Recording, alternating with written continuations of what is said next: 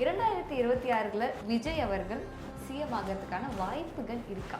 திரைப்படத்துல மிகப்பெரிய சாதனை படைச்சாரு, நடிப்புல சாதனை படைச்சாரு. அவர் அரசியல சாதனை படைப்பாரா? ஆனா இல்ல. இந்த வருஷமாவது நம்ம சிஎஸ்கே கப்படிக்கிறதுக்கான வாய்ப்புகள் ஏதாவது இருக்கா? ஸ்ட்ரகிள்ஸ் அப்படின்றது ஜாஸ்தி இருக்கும். நம்ம தோற்று போயிட மாட்டோம்.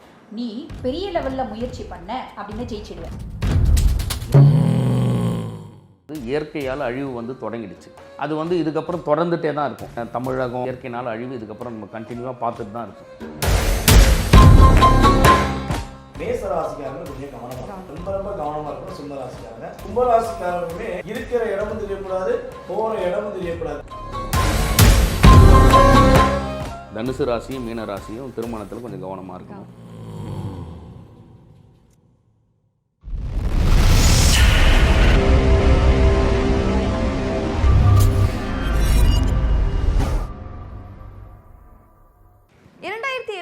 ல 12 ராசிகளுக்கும் பல விதமாக நீங்கள் சொல்லியிருக்கீங்க. சில ராசி நல்லா இருக்கும், சில ராசி கொஞ்சம் இது சுமாராக தான் இருக்கும் அப்படின்ற மாதிரி சொல்லியிருக்கீங்க. இந்த 2026 இவங்களுக்கு தாண்டா அடிச்சுட்டு ஜாக்பாட் அடிச்சாப்பார் அப்பாயின்மெண்ட் ஆர்டர் அப்படின்ற மாதிரி எந்தெந்த ராசிகளுக்கு இருக்கு மேம்? ஃபஸ்ட்டு ரிஷபம். வருஷம் ஃபுல்லுமே எக்ஸலண்ட்டாக இருக்கிறது, எல்லா பிளானட்ஸுமே சப்போர்ட்டிவாக இருக்கிறது ரிஷபத்துக்கு. ரெண்டாவது பார்த்திங்கன்னா துலாம். எல்லா பிளானட்ஸுமே சப்போர்ட்டிவாக இருக்குது, ரொம்ப எக்ஸ்ட்ராடினரியாக இருக்குது. நான் எவ்வளோ யூஸ் பண்ணணும்னு நினச்சாலும் இந்த வருஷம் யூஸ் பண்ணிக்கலாம். அது துலாம். மூணாவது மகரம் அப்படின்னு சொல்லலாம். மகரமும் பார்த்திங்கன்னா அவங்களோட ராசி அதிபதி ஃபுல் சப்போர்ட்டாக இருக்கா, மற்ற பிளானட்ஸும் சப்போர்ட்டிவாக இருக்குது அப்படின்னு சொல்லலாம். இவங்க 3 பேருக்கும் எக்ஸ்ட்ராடினரி. நீங்கள் கேட்ட அந்த ஜாக்பாட் அப்படின்ற வார்த்தை பொருந்தும். அதுக்கு மேலே இந்த ஜூனுக்கு மேலே எல்லா ராசிக்குமே ஓரளவுக்கு அபவ் ஆவரேஜ் சூப்பர் அப்படின்னு சொல்லிக்கலாம். Okay ma'am. சார், இப்போ சூப்பர் சொல்லிட்டாங்க, சுமாராக இருக்குது, இவங்க கொஞ்சம் பார்த்து தான் இருக்கணும், அந்தந்த கோயிலுக்கு போயிட்டு வாங்க, இந்த அன்னதானம் பண்ணுங்க அப்படின்ற மாதிரியான ராசிகள் என்னென்ன இருக்குது சார்? அதாவது இந்த 2026ல் கிட்டத்தட்ட 12 ராசிகளுக்குமே குரு பகவானுடைய பார்வை ரொட்டேஷனாக கிடைக்க போகுது. ஸோ இருந்தாலும் ஆரம்பத்துலேருந்து கொஞ்சம் நிதானமாக கவனமாக இருக்கக்கூடிய சூழ்நிலையை ஒரு செயல்படுத்தக்கூடிய ராசின்னு பார்த்தீங்கன்னா மேச ராசிக்காரங்க கொஞ்சம் கவனமாக எதிரையும் அவசரப்படாமல் நிதானமாக செய்யணும். அதுக்கடுத்து பார்த்தீங்கன்னா மிதுன ராசிக்காரங்க. மிதுன ராசிக்காரங்க தன்னுடைய சுய சிந்தனைகளை வெளிப்படையாக சொல்லாமல் கரெக்டாக நிதானமாக செஞ்சாங்கன்னா அவங்களுக்கு வெற்றி உண்டு. அதுக்கு அடுத்தபடியாக பார்த்தீங்கன்னா நம்மளுடைய சிம்ம ராசிக்காரங்க. ஏன்னா சிம்ம ராசிக்கு ராசியில் கேது, 8ஆம் இடத்துல சனி. ஸோ இந்த 2 அமைப்பே கொஞ்சம் சிக்கல்கள் உண்டு பண்ணுது. ஸோ சிரமம் பார்க்காமல் யாரிடமும் தலையிடாமல் இருந்தாங்களே அவங்களுக்கு சிரமம்லாம் போயிடும். ரொம்ப கவனமாக இருக்கணும் சிம்ம ராசிக்காரங்க. அதுக்கடுத்து பார்த்தீங்கன்னா கும்பராசி. கும்பராசிக்காரர்களுமே கிட்டத்தட்ட ஜூன் மாதத்துக்கு மேலே இருக்கிற இடமும் தெரியக்கூடாது, போகிற இடமும் தெரியக்கூடாது. கம்முன்னு இருந்தாங்கன்னா ஜம்முன்னு வாழலாம். Okay sir. சார், திருமணம் 90s கிட்ஸ் எல்லாம் எனக்கு பொண்ணும் கிடைக்கல, எனக்கு மாப்பிள்ளும் கிடைக்கல அப்படின்ற மாதிரி நிறைய பேர் இருப்பாங்க. இந்த ராசிகளுக்கெல்லாம் இந்த வருஷம் கண்டிப்பாக திருமணம் கைகூடும் அப்படின்னா எந்த ராசி சொல்லுங்கள்? பொதுவாகவே இந்த ஆண்டு திருமணத்துக்கு ஒன்றும் குறையில்லாத ஒரு ஆண்டு தான். எல்லா ராசிக்காரர்களுக்கும் திருமணம் இருக்கும். கவனமாக நம்ம இருக்க வேண்டிய ராசின்னா தனுசு ராசியும் மீன ராசியும் திருமணத்தில் கொஞ்சம் கவனமாக இருக்கணும். மேஷம் திருமணமாகாத இருக்காங்க அப்படின்னா மேஷ ராசிக்கு இந்த ஆண்டு திருமணம் நடக்கும். துலாம் ராசிக்கு திருமணம் நடக்கும், கன்னிக்கு திருமணம் நடக்கும், விருட்சகத்துக்கு திருமணம் நடக்கும். விருட்சகம்லாம் ரொம்ப தவிச்சிட்டு இருப்பாங்க, அவங்களுக்கு திருமணம் நடக்கும். இந்த ராசிக்காரர்களில் திருமணம் நடக்கும். சரி, 2026ல் தமிழ்நாட்டில் அதாவது இப்போ தேர்தல் வேறு நடக்க இருக்குது, யார் ஆட்சிக்கு வருவாங்க அப்படிங்கிற கேள்வி எல்லார் மத்தியிலுமே ஒரு பரபரப்பான ஒரு நிலையை உருவாக்கியிருக்கு. 2026ல் நம்ம தமிழ்நாட்டில் நடக்க போகிற தேர்தலில் விஜய் அவர்கள் சிஎம் ஆகிறதுக்கான வாய்ப்புகள் இருக்கா? அதாவது பார்த்தீங்கன்னா பொதுவாகவே இந்த 2026 ஒரு அரசியலில் மிகப்பெரிய மாற்றத்தை கொடுக்கக்கூடிய ஒரு இடமா இருக்கும். ஏன்னா மிகப்பெரிய தலைகள் என்று சொல்லக்கூடிய மாபெரும் கட்சியை நடத்திய நம்ம தலைகள் எல்லாமே இந்த 2026 இல்லை. இப்போ இருக்கிறது எல்லாமே அவங்களுடைய செயல்பாடுகளை கூடவே இருந்து கற்றுக்கிட்ட கத்துக்குட்டிகள் இருக்கிறதுன்ற இப்போடைய நம்மளுடைய அரசியல் தலைவர்கள் இருக்க தான் செய்கிறாங்க, இல்லைன்னு சொல்ல முடியாது. அவங்களுக்கும் அனுபவங்கள் இருக்குது. ஆனால் நம்மளுடைய மேலில் உள்ள நம்மளுடைய நிர்வாகத்தை கட்டி காப்பாற்ற அரசியல்வாதிகள் மாதிரி இருக்காங்கன்னா இல்லை. ஒவ்வொருத்தவங்களும் ஒவ்வொரு விதமான எண்ணங்கள் இருக்காங்க. அதாவது இடையில பார்த்தீங்கன்னா இப்போ திரையுலகத்தில் மிகப்பெரிய கொடிகட்டி பறந்த நம்மளுடைய விஜய் உள்ளே வந்துருக்காரு. திரைப்படத்தில் மிகப்பெரிய சாதனை படைச்சாரு, நடிப்பில் சாதனை படைச்சாரு. அவர் அரசியலில் சாதனை படைப்பாரா அப்படிங்கிற ஒரு கேள்வி இருக்குது. அவருடைய சுய ஜாதகம் எங்களுக்கு கொடுக்கப்படவில்லை.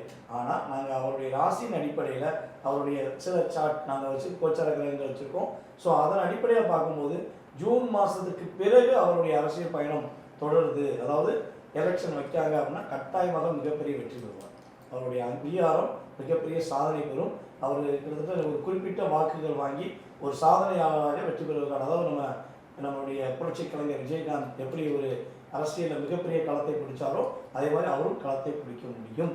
ஜூன் மாதத்துக்கு முன்னாடி நம்மளுடைய எலெக்ஷன் வச்சாங்க அப்படின்னா அவர் ஒரு அங்கீகாரம் பெறுவார், மாபெரும் ஒரு வெற்றி பெற முடியும். ஆனால் ஒரு நிலையான தன்மைங்கிறது இந்த வருடத்தில் அவருடைய ஸ்டாண்டர்டை நிறுத்த முடியாது. ஸோ சுய ஜாதகம் வேறு, பொது பலன் வேறு. ஆனால் இந்த 2026 மிகப்பெரும் மாற்றத்தை கொடுக்கக்கூடிய ஒரு செயலாக நம்மளுடைய நடிகர் விஜயோடைய ஆதிக்கம் இருக்கும் என்பது மேம். தேர்தல் களத்தை எதிர்நோக்கி மக்கள் எப்படி காத்துட்டு இருக்காங்களோ அதே மாதிரியே வந்துட்டு இந்த ஐபிஎல் எதிர்நோக்கி வந்துட்டு மக்கள் வந்துட்டு பயங்கரமாக வெயிட் பண்ணிருக்காங்க. இந்த வருஷமாவது நம்ம சிஎஸ்கே கப்படிக்கிறதுக்கான வாய்ப்புகள் ஏதாவது இருக்கா? ஆக்சுவலி இதை வந்து நம்ம எக்ஸாக்டாக சொல்லணும் அப்படின்னா நம்ம வந்து இந்த ஆங்கில புத்தாண்டின் அடிப்படையில் சொல்ல முடியாதும்மா. பொதுவாக வந்து பாருங்கள், சூரியன் மகர ராசியில் பிரவேசிக்கக்கூடிய ஒரு விஷயம் இருக்குது. அதுதான் வந்து பார்த்திங்கன்னா மகர சங்கராந்தி அப்படிம்பாங்க. அந்த தொடக்கத்தை தான் அந்த மகர சங்கராந்தி புருஷன் என்ன சொல்கிறான் அப்படின்றது ஒன்று இருக்குமா. இந்த முறை மகர சங்கராந்தி புருஷன் வந்து பார்த்திங்கன்னா மந்தாக்னி ரூபம் கொண்டு வரான், புலி மேலே வரான், நிறைய ஆயுதங்களை ஏற்றி வரான். இதெல்லாம் கணக்கிட்டு பார்க்கும்போது இது எல்லாமே ப்ரிஜுடைசேஷன் அப்படின்னு நம்ம சொல்லிட முடியாது. ஒரு அந்த மகர சங்கராந்தி புருஷனை பேஸ் பண்ணி நம்ம சொல்கிறோம் அப்படின்னு வச்சுக்கோங்கம்மா. நாட்டில் நிறைய காம்ப்ளிகேஷன்ஸ் இருக்குது. இப்போ இந்த ஐபிஎல் அப்படின்றது ஜூன் மாதத்துக்கு மேலே வரத்துக்கு வாய்ப்பு இல்லை இல்லைங்களா. இன்கேஸ் ஏதாவது போஸ்ட்போன் ஆகி ஜூன் மாதத்துக்கு மேலே வருது அப்படின்னா சாத்தியக்கூறுகள் ரொம்ப ஜாஸ்தி உண்டு. நம்ம வந்து பார்த்திங்கன்னா சூப்பர் டூப்பராக வந்து ஒரு கிரீடத்தோடு உட்கார்றதுக்கு அப்படின்லாம் ஜூன் மாதத்துக்கு முன்னாடி இந்த ஏப்ரல், மே இல்லை மார்ச், ஏப்ரல் அந்த மாதிரி காலகட்டத்தில் தானே வரும் இல்லைங்களா. அப்போ வரும்போது நம்மளுக்கு ஸ்ட்ரகிள்ஸ் அப்படின்றது ஜாஸ்தி இருக்கும். இது எப்படி வரும் அப்படின்னா, நான் இந்த ஒரு விஷயத்தை சாதிக்கிறதுக்கு 10 மடங்கு முயற்சி பண்ணணும், அப்போ தான் அந்த விஷயத்தை என்னால் சாதிக்க முடியும் அப்படின்ற அமைப்பு. அது வந்து பார்த்திங்கன்னா நாட்டுக்கே இருக்கும். அரசியலில் காம்ப்ளிகேஷன்ஸ் வரும், புது முகங்கள் வரும். அதே மாதிரி பார்த்திங்கன்னா இந்த பசு பால் நாசம் அப்படின்னு சொல்லுவாங்க, இது வரும். பெண்கள் வந்து பார்த்திங்கன்னா ரொம்ப டாமினேட் ஆவாங்க. ஆண்கள் வந்து ரொம்ப வந்து அவங்களோட ஒர்க் ஸ்பாட்லாம் வந்து பார்த்திங்கன்னா ரொம்ப கம்மியாகும். பெண்கள் தான் வந்து முதல் இடத்துல இருப்பாங்க அப்படின்னு சொல்லலாம். நாட்டில் யுத்தம், பஞ்சம், புது நோய்கள் இந்த மாதிரிலாம் வர்றது அப்படின்றது இப்போ நம்ம இப்போ சொல்லும்போது நிறைய பேர் கேட்பாங்க, என்னங்க நல்ல வார்த்தையை சொல்ல மாட்டிங்களா அப்படின்னு. இல்லை, நம்ம பஞ்சாங்கம் சொல்லக்கூடிய உண்மைகள். சித்திரை மாதத்தை பொறுத்து நம்ம கணக்கு சொல்லுவோம். அதே மாதிரி பார்த்திங்கன்னா மகர சங்கராந்தியை பொறுத்து தான் நம்ம கணக்கு சொல்லுவோம். மகர சங்கராந்தி புருஷனை பொறுத்து தான்.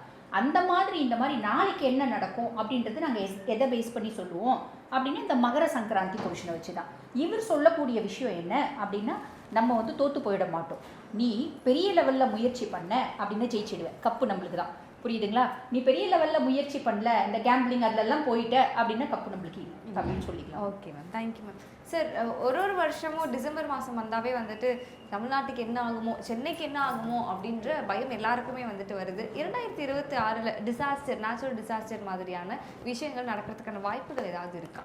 தமிழகம் மட்டும் இல்லை, உலக நாடுகளை பொதுவாக நம்ம வந்து எடுத்துக்கும் போது இயற்கையால் அழிவு வந்து தொடங்கிடுச்சு. அது வந்து பொதுவாக இங்கே அங்கன்றதை விட பஞ்சபூதங்கள்னால அழிவு அங்கங்கே ஏற்பட்டுட்டு தான் இருக்குது. நிலத்தினால் அழிவு, நீர்னால் அழிவு, நெருப்புனால் அழிவு, வாழ்வுனால் அழிவு வந்து ஏற்பட்டுட்டு தான் இருக்குது. அது வந்து இதுக்கப்புறம் தொடர்ந்துகிட்டே தான் இருக்கும். நம்ம ஊர், தமிழகம், கேரளா இந்த மாதிரிலாம் நம்ம எடுத்துக்க தேவையில்ல. உலக நாடுகள் பொதுவாகவே வந்து இயற்கையினால் அழிவு இதுக்கப்புறம் நம்ம கண்டினியூவாக பார்த்துட்டு தான் இருக்கும். அது எங்கே வேணாலும் வந்து இருக்கலாம். இயற்கையை வந்து நம்ம பொதுவாக வந்து இங்கே நடக்கும் அப்படின்னு சொல்லிட்டு கணிக்கவே முடியாது. ஏன்னா இயற்கை தான் தெய்வமே, இயற்கை தான் பிரபஞ்சமே. நமக்கு இயற்கை தான் நம்மளை எல்லாத்தையும் வந்து கொடுத்துச்சு. ஆனால் அது அழிவை வந்து தொடங்கிடுச்சு. அது வந்து தொடங்கி ஒரு 4 ஆண்டுகள் ஆயிடுச்சு. எல்லா நாடுகள்லையும் அங்கங்கே வந்து அழிவுகள் வந்து தொடங்கிட்டு தான் இருக்குது. திடீர்ன்ற அந்த அழிவுகள் வந்து ஏற்பட்டுட்டு தான் இருக்கும் இனி வரும் காலங்கள்லையும். மேம், இந்த தேர்தலில் நம்மளோட தமிழ்நாட்டு அரசியலில் ஏதாவது மாற்றம் வரக்கூடிய அமைப்பு இருக்காங்க? கண்டிப்பாம்மா. இந்த முறை வந்து பாருங்கள், ஒரு புதுசாக ஒரு முகம் அப்படின்றது வரும். அந்த புதுசு முகம் யார் அப்படின்லாம் கேட்கக்கூடாது. ஆனால் வந்து பாருங்கள், இவ்வளோ நாள் நான் வந்து பாலிடிக்ஸில் இல்லைங்க, பாலிடிக்ஸ்லேயே ஊர்ன பர்சன் இல்லை நான். ஆனால் புதுசாக நான் வந்திருக்கேன், புதுசாக நான் வந்து சாதித்தேன், வெற்றி கொடி கட்டிட்டேன் அப்படின்ற மாதிரி ஒரு அமைப்பு. அது நான் தனிச்சு வந்தாலும் சரி, அதே மாதிரி பார்த்திங்கன்னா 4 பேரோடு சேர்ந்து வந்தாலும் சரி, ஆனால் நான் வந்து ஒரு பெரிய போஸ்ட்டில் உட்காருவேன் அப்படின்றது ஒரு புது பர்சனுக்கு இருக்குங்க. ஓகே மேம், நீங்கள் பேர் சொல்லும் போதே சொல்லிட்டீங்க, கட்சி பேர் பாதி சேர்த்தி. அதனால் நாங்கள் யார் அப்படிங்கிறது வந்துட்டு தெரிஞ்சுக்கிட்டோம். ஸோ இப்போ வந்து நீங்கள் சொல்கிற மாதிரி சினிமா, அதாவது தமிழ்நாட்டோட சினிமா வந்துட்டு எப்படி இருக்குது இந்த 2026 வந்து போன வருஷம் பெருசாக எதுவும் கை கொடுக்கல, பெருசாக எந்த படங்களும் வந்துட்டு ஓடலை. இந்த 2026 தமிழகத்தோட சினிமா எப்படி இருக்கும்? அதாவது இந்த 2026 வந்து பார்த்தீங்கன்னா குருவோடைய ஆதிக்கம் ரொம்ப சூப்பராக இருக்குது. அப்போ பல திறமைகளுடன் இருந்துக்கிட்டு வெளிப்படையாக வெளியே வர முடியாமல் கஷ்டப்படுற சின்ன திரையிலிருந்து பெரிய திரையிலிருந்து அதேபோல் நம்மளோட யூடியூப் முதல் தன்னுடைய திறமைகள் மூலமாக வெளியே வரக்கூடிய நபர்கள் உறுதியாக வெளியே வருவாங்க. அதன் மூலமாக இந்த கலைத்துறை வந்து பார்த்திங்கன்னா மிகப்பெரிய ஒரு வெற்றியை பெறக்கூடிய வாய்ப்புகள் உண்டு. ஸோ அதே போல் வந்து பார்த்திங்கன்னா உறுதியாக நடிகர்கள் நடிகைகள் மூலமாக இந்த 2026 நல்ல விதமான நிகழ்வுகள் நடக்கும். ஆமாம், அவங்க நிறைய பேர் தொண்டு செய்வாங்க.